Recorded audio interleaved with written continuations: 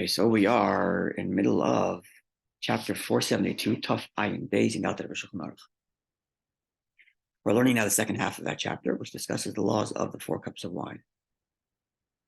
Yesterday we learned that number 1, the cups have to be drunk separate from each other. There have to be 4 distinct celebratory experiences of drinking a cup of wine, yeah?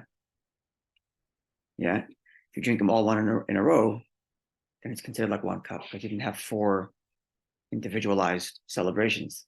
You have 1 that happened to have 4 cups. So the 4 cups aren't just technically a quantity of 4 cups, nor is it even drinking 4 cups.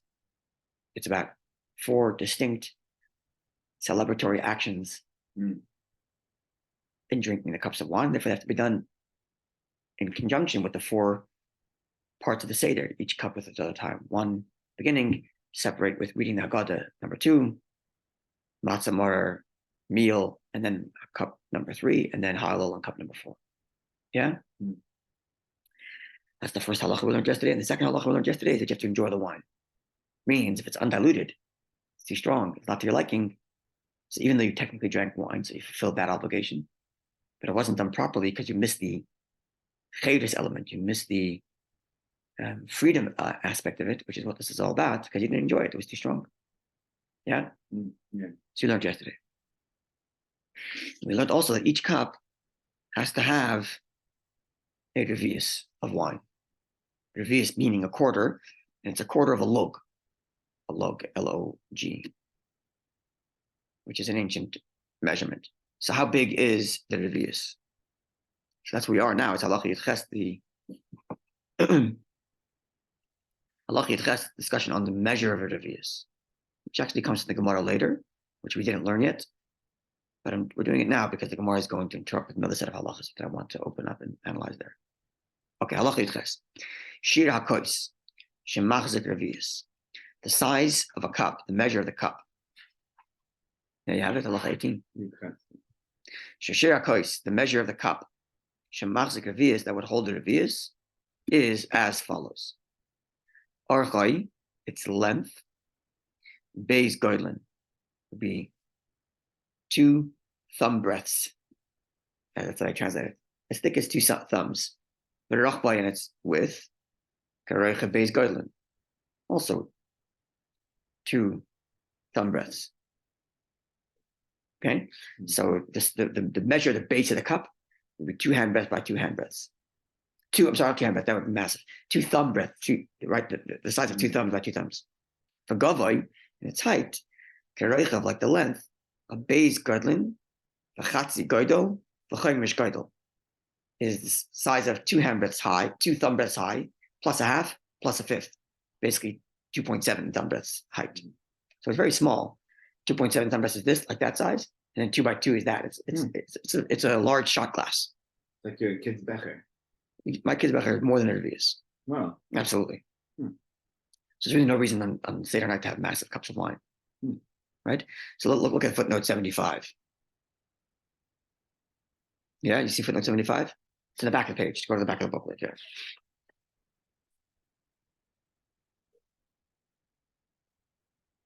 C section, you have it? Yeah. C section 11.6, where a thumb breadth is defined as, quote, the width of 7 barley grains placed next to each other, which would mean 2 thumb breadths is 14 barley grains. That's how wide it would be, right? So take 7 barleys, stack them next to each other, and then stack them the other direction. 7 barley grains by 7 barley grains is very small. And then 7 and the 7th. So no, grains, not the full stalk, just tiny little grain. Okay. Literally a grain. Okay. See, the reason why you have these awkward measurements is because when the Torah gives a measurement, it couldn't tell you inches and centimeters. First of all, inches and centimeters didn't exist yet. Right. Additionally, if they gave you the equivalent of inches and meters at the time, it would also be relevant to us because you don't have them today. So they have to give universal standards that will transcend time and space, which is why they use body parts and they use olive, egg, because they know olives are always going to be around and measure those. Eggs are always going to be around and measure those. Fingers are always going to be around and measure those. Right? Barley grains are always going to be around. So you have to give like a measure. It's not that as cultures change and use different metric systems, different measuring systems, whether it's metric or this or that, or whatever predated these systems that we use today, the barley grains will always be around. Yeah, so that's why it's kind of funny measures as opposed to just giving us centimeters, right? For sure. So 7 barley grains by 7 barley grains. Okay, and then height would be 2.7 thumb breadths. So that's 7 barley grains, 14 barley grains high, plus what's a seventh of 7? 7 of 7. What's 7% of 7? What is it? 4 point something? 5 point something? Yeah. Just Google 7% of 7. Okay, 7. Google it, man. 7% of 7. 7%. 0.9. Sorry? Yeah, 0.0. Okay, so 0.49. Yeah. Okay, so let's just say it's 14 plus 5 grains. That's 19 grains high. So 7 grains wide, 7 grains width, and then 19 grains high. That's how big your shot glass has to be for the cup of wine. It's not a lot. Yeah. So continuing the footnote, Shiurei Torah. Shiurei Torah is a book written by a famous Chabad authority that lived in died in 1920, 30 in Israel, not so long ago, but in the last century. His name is Avram Chaim Noah, and he's a major halachic thinker who, with a great understanding of the Alter Rebbe Shulchan Aruch specifically, wrote a number of svarim in analyzing, understanding, and applying Alter Rebbe Shulchan Aruch to all kinds of cases. And he wrote a book called Shiurei Torah, which means the measures of Torah. And he investigated both the halacha as well as investigated the reality to come to conclusions of what the measures in Torah are using modern metrics, using modern systems. So if Torah discusses a volume of how much matzah compared to an olive or whatever, so he did all kinds of tests of taking average olives, just putting them into water, displacing the water, and then weighing how much water is left and how much matzah is left, the density, and this and that. He spent all kinds of time measuring the stuff and coming to measures that we can use today. Right. Because on that note, if you go to a market, you'll see that olives vary in have a size. huge family, Yeah. So which giant manzanilla, you have tiny ones, you have Greek, whatever. Okay, so the Gemara says it's got to be the average size olive, but nonetheless, with the pit, without the pit, there's all kinds of stuff that have to. I'm not going down the sugya right now. It's a massive sugya, and he famously his disputant is the Chazon Ish. The Chazon Ish has also done measured, but his measures are much bigger than the Chaim Noah's measures. So a non-Chabad Litvak might have a much bigger becher than a Lubavitcher. Oh wow! Okay. I mean, the end is our bechers are much more bigger than both of them. Right. But in terms of the minimums, right. Same thing with the matzah and so on. A lot of it comes from as they went to Europe, they didn't have olives. Right. Right. So they had to guess what the olives were based on writings. Eastern Europe. Well, even Western Europe. Western Europe has like Italy and that's Southern Europe. Okay. But if you're in Germany and France, which is original Ashkenazim, right. We have olives hanging out there. Okay. So they had a harder time with the measurements. So sometimes they went bigger than they needed to. Sometimes. Anyway, so the Shiurei Torah states that this equals 2 centimeters. So 2 centimeters by 2 centimeters by how many centimeters going up? So if it's 2 and a 2.7 thumb breadth, that would be 4 centimeters plus what's a seventh of 2? 1.3 or something. So it's 5 or 6 centimeters high. 2 centimeters by 2 centimeters by 5 and a bit centimeters. The seventh of 2 is 4.14. So 0.7. No. 7% of 2? Yeah. Is No. Oh. 70% of 2. Oh, 70. Yeah. Not 7. Not 1.4. There you go, 1.4. So it would be. So it's 2 centimeters by 2 centimeters by 5.4 centimeters high. That's not a very big cup. No. That would be the obvious. Okay. Continue back to the text of Halacha 18. The shear is this measure. It's if it's exactly squared. right? If it's squared exactly, Right. It's 2 centimeters on the bottom, 2 centimeters on the bottom, and then Right. what was it, 5.4 centimeters upward. It's not a common shape. Exactly. For a cup. That's right. So, but that's the relative measure you have to apply to everything else. So, and therefore, accordingly, you have to apply this measure to, let's say, a round cup, right? Shot eagle pachas mimuruba a circle, right? Approximately 1/4 less than a square. Shoot, right? So you have to apply it bigger. In other words, if you put a circle inside of a square, you'd lose a quarter about. Right? So you have to make it bigger. Right, exactly. It's roughly. The edges. Yeah. You lose space in the edges, the circle. Exactly. The edges. So kshahu dalet chomshin v'chetzi, which is dalet chomshin v'chetzi would be 0.9. So it's 4/5 and a half. So it's 0.9 less. That's how much you lose. Okay. So let's keep on reading. Then came im hakoisu beis godlen oirach or beis godlen oichav. So which means if you have a round cup whose base is 2 centimeters by 2 centimeters, you have to increase the loss, which was about a quarter on the base, in its height. So you have to go 3 handbreadths by and 3/5. You have to go a little higher to make up for the lack on the bottom. Right. So likewise, you apply the same measure to each cup relatively. So the basic way to do it is to make a cup that size, measure the volume, and then make sure that whatever size your cup is fits that volume, which, as we learned before, is roughly 2.9 something ounces. It's not a lot. Okay.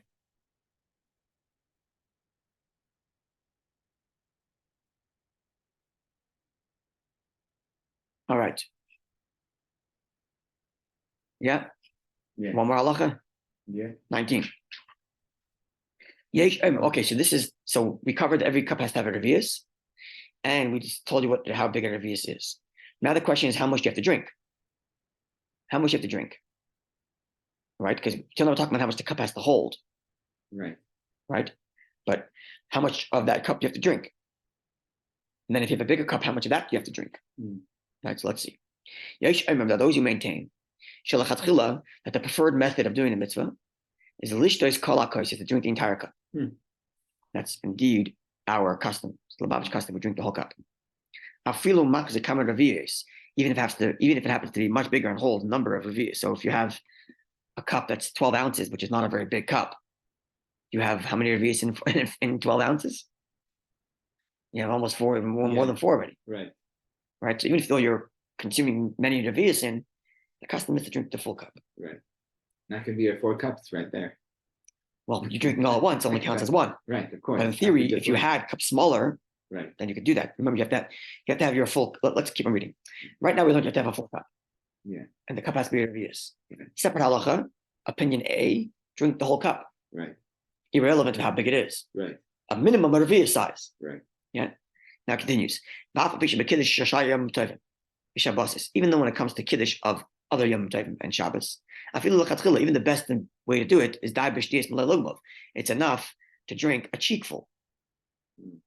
So if I have a big cup, I don't have to drink a majority nor the whole cup. Talking about on regular Shabbos. Regular Shabbos, I make kiddush, the cup has to be full. But I don't have to drink the whole thing.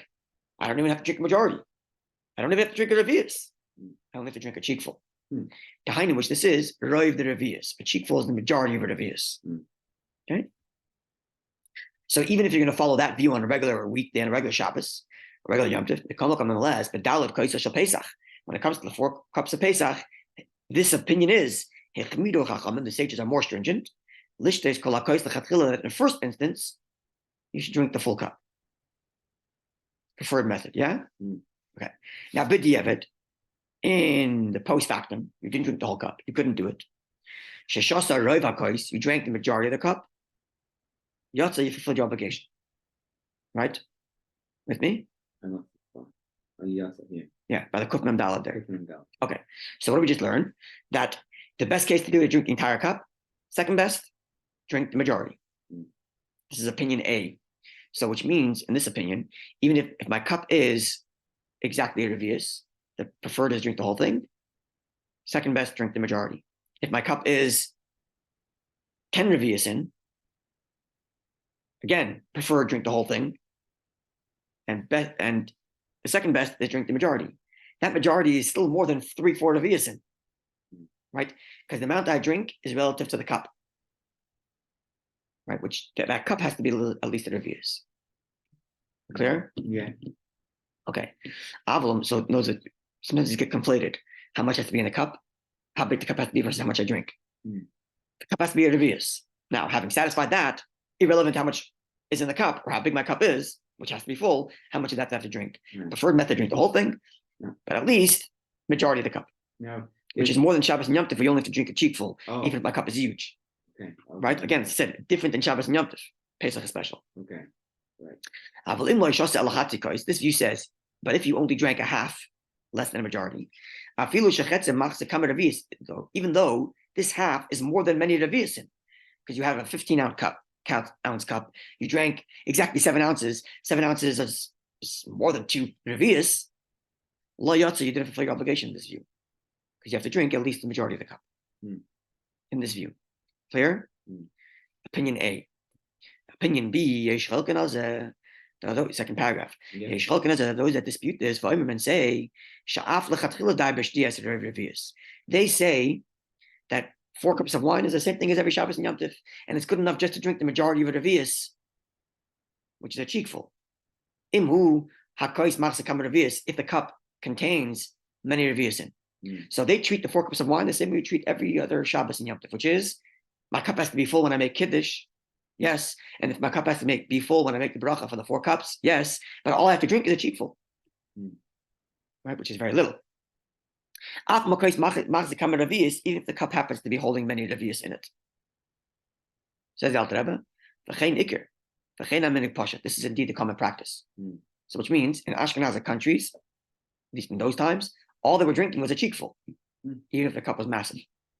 So it's not a lot of wine, 4 cups of wine. But nonetheless, one second. So but as you said before, the Lubavitch custom is to drink the whole cup. Right. We'll see that from the Rebbe Zagoda. We'll look at it tomorrow and see that Rebbe Zagoda that our custom is to drink the full cup. Okay. Now, therefore, if you want to satisfy the first opinion, and you don't have a lot of wine, let's just say, because you're not you, but someone's in Russia is poor, very limited amount of wine, which explain why maybe they're only drinking cheekfuls. They're going with this lesser view because they don't have that much wine, right? So they'll end up saving the leftover wine from cup 1 for cup 2, and they'll make it not pogum by pouring it back into the bottle, all that. But at least they'll preserve the wine, and that we have a full cup each time. If let's say the only cup they have in the house is 10 ounces big, right? Following? Right. Yeah. That 1 cup, 10 ounces big. So they can't drink 10 ounces 4 times and have that wine. Right. They can't even drink 6 ounces each time. They don't have that much wine. Right. So they'll drink a cheekful and then make it not pogum by adding wine and thing. And then you have a second cup. Oh, wow. Right. And then third cup, make it not pogum by pouring back and forth from the wine as we learned previously. And then cup 3 and so on, cup 4. And all they really drank was, 5-6 ounces. Right. And then they can use the rest of the wine for tomorrow's Kiddush. Right. Tomorrow morning, Yom Tov Day Kiddush. And maybe for tomorrow night, the Seder. Right. Yeah. Okay, but Makomokam nonetheless, it would be best if you can actually follow the first opinion, which was to either drink in the best case scenario a full cup or at least majority cup. So how do you do that if you don't have a lot of wine? Make sure you take a smaller cup. Get smaller cups for your Seder. At least it's cooler and drink the whole thing. So which means like this. It's better to have a small cup and drink the whole thing, even though it's exactly a revius, than have a massive cup and drink the majority, which is way more than a revius. Because when you drink a full smaller cup, you're fulfilling the preferred method of the stringent opinion. Right. But if you drink the majority of a massive cup, you're doing the second best of the better opinion. Yes.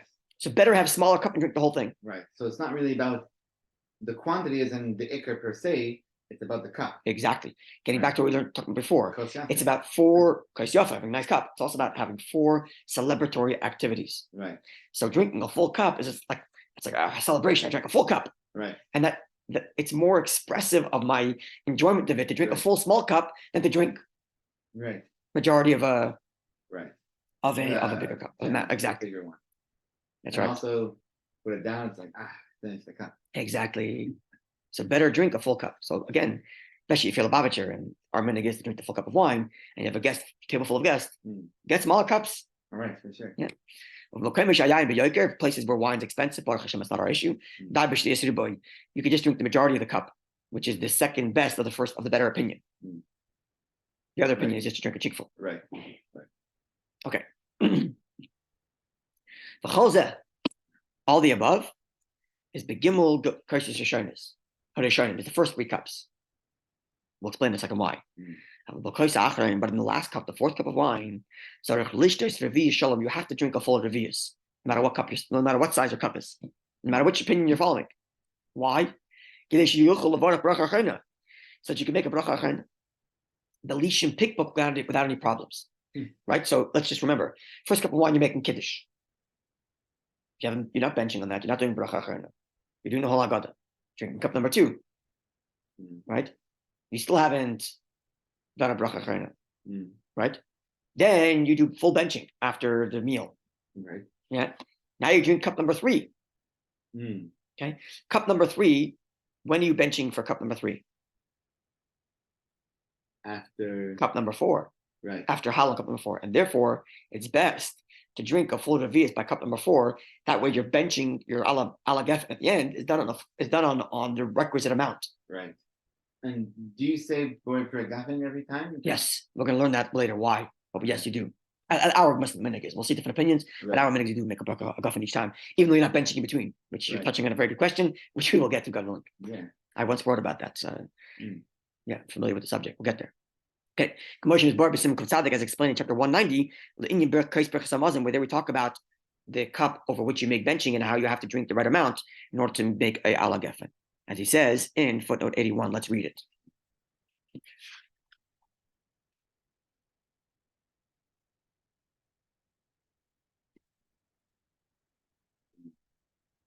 In that source, that is to say, chapter 170, with the Alter Rebbe discusses the laws of benching.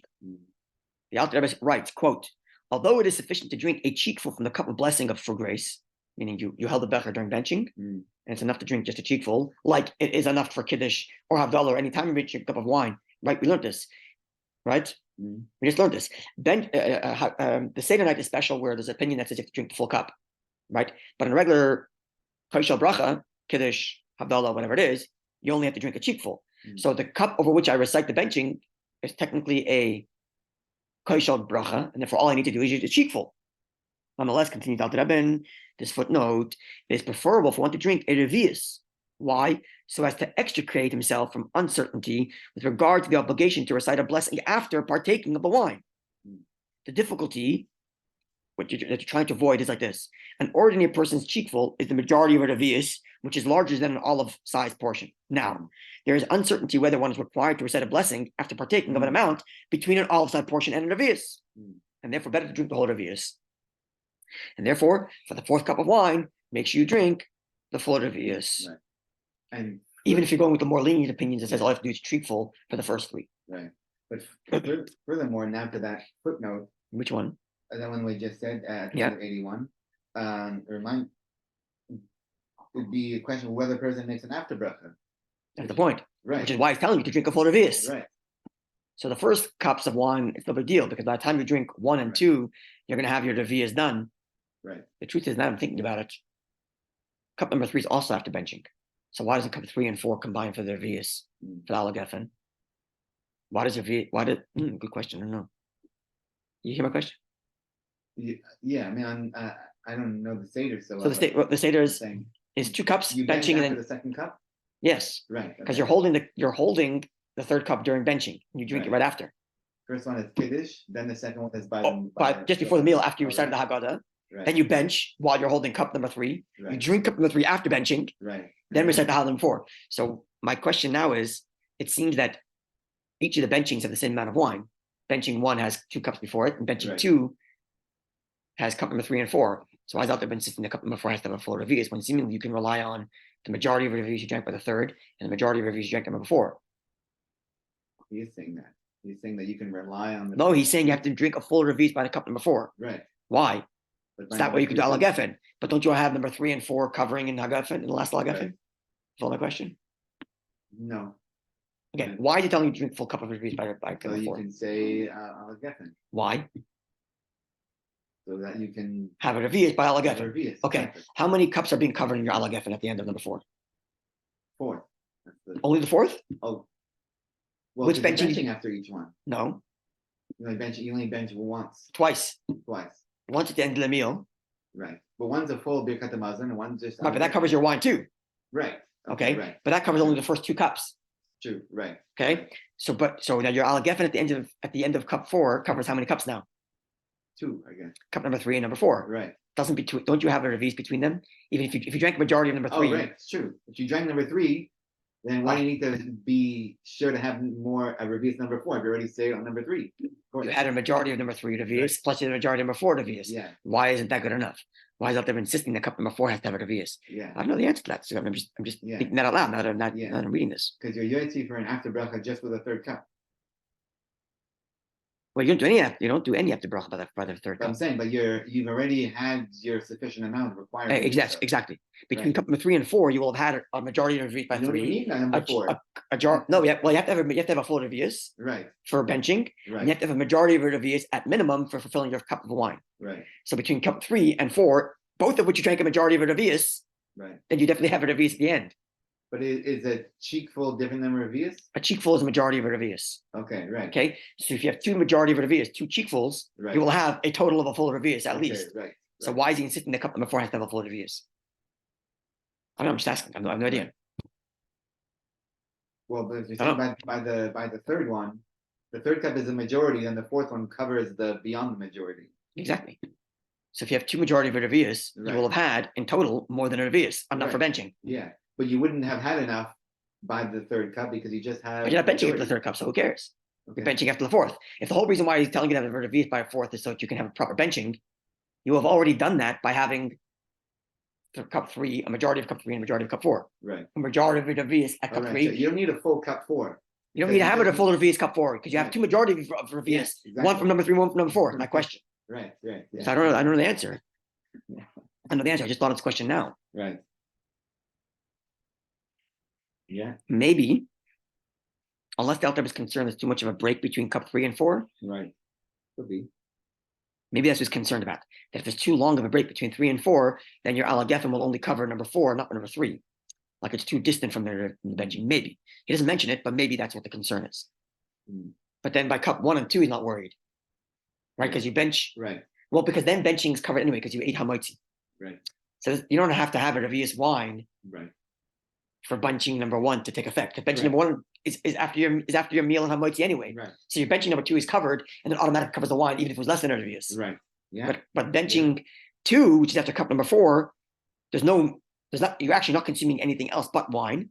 So maybe he's concerned that there's too much gap between 3 and 4, and therefore the 4 has to have a revius to make the benching proper. Maybe. Perhaps that's why he's concerned here. Okay. One for the day, Yidden, and God willing, tomorrow. More about how we drink the wine in one shot, and who drinks wine and when and so on and all that. Yeah. Okay, wonderful day, Eden. We're Psidus Tevis locally and abroad.